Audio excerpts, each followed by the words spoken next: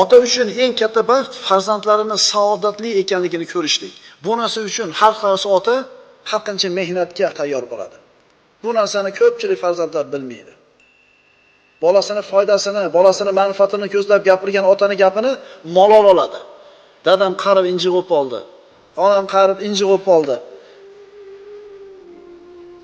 Agar bir otaning farzandlari, qizlari kuyovlari bilan, o'g'illari kelinlari bilan osoyishta hayot kechirayotgan bo'lsa, mana shu ota dunyodagi eng baxtli inson. Shuning uchun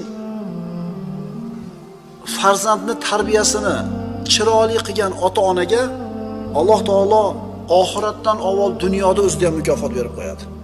Zo'r tarbiya qilgan odamga Alloh taolo bu farzandlarning tarbiyasi uchun shu dunyoda o'zida ham mukofot beradi. Robbana hab lana min azwajina va zurriyatina qurrata a'yun.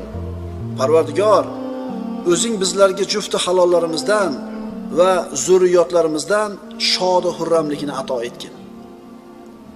Ayolidan, farzandidan inson qachon shod va hurram bo'ladi? Qachon ularni ko'rganda ko'zi quvonadi? Qachonki tarbiyasini zo'r qilgan bo'lsa. Yoshligida parvarishini zo'r qilgan bo'lsa, halol yegizgan bo'lsa, Allohni tanitib, bolasini haqlarini bergan bo'lsa, bu bola katta bo'lganda albatta ota-onasining ko'zini quvontiradi. Qurib ketguray, qanday bola kunda tug'ilib qolgan ekansan, nimaga odamlarda bolasida qilmassan deyotganda, shu ota, shu ona insof qilsin. Buni kim shunaqa qildi? Narigilarni kim unaqa qildi? Ularni ham ota-onasi, buni ham ota-onasi. Ayrim odamga bolangiz yaxshi inson bo'libdi, tarbiya qilganingizga Alloh rozi bo'lsin, solih farzand boqibsiz desa, bu ota uchun dunyodagi eng katta boylik shu.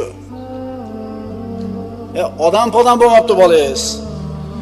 Bolasini deb ko'chadan gap eshitsa, otaga bundan ko'ra og'irroq holat yo'q. Endi ota o'zi tarbiya qildi-da, nima qilamiz endi? Nima qilamiz? Undan tashqari qaysi ota o'lmaydi, bilasizlarmi?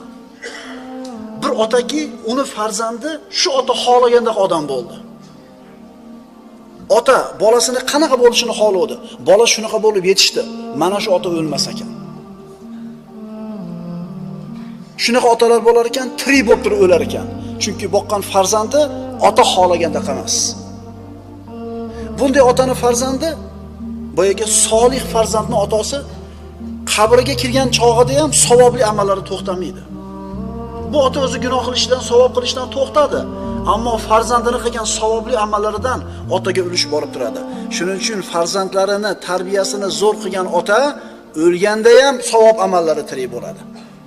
Demak, siz bilan biz farzandlarning tarbiyasiga juda qattiq e'tibor berishimiz kerak bo'ladi. Inson hayotda yashar ekan, qancha uzoq umr ko'rsa, shuncha issiq sovuqni ko'p ko'radi, o'qiydi, so'raydi, eshitadi, o'rganadi, izlanadi.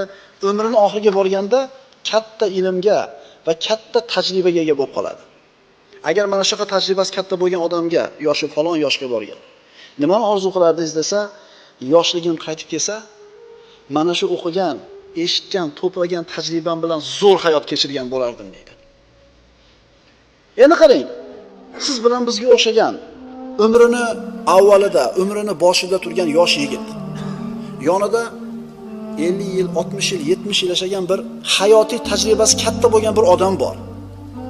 Agar shu yosh yigit shunaqa hayotiy tajribasi katta bo'lgan odamning maslahatlariga quloq solsa, yomon bo'ladimi? Yana bu maslahat berayotgan odam xolis yordam beradi, xolis maslahat beradi, bekorga maslahat beradi.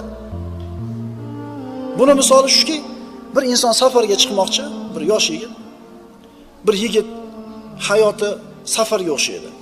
Hali o'zi ko'rmagan, bilmagan bir yo'lga yurmoqchi. Qiylanadi.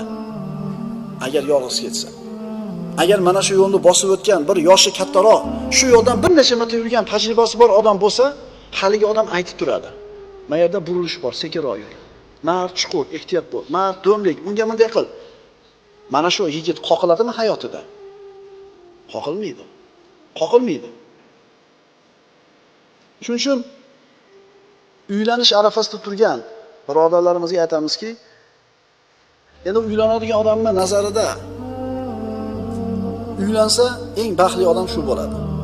Uylansam, farzand ko'rsam, ayolim ham, farzandim ham ko'zimga quvonchi bo'ladi deb o'ylaydi.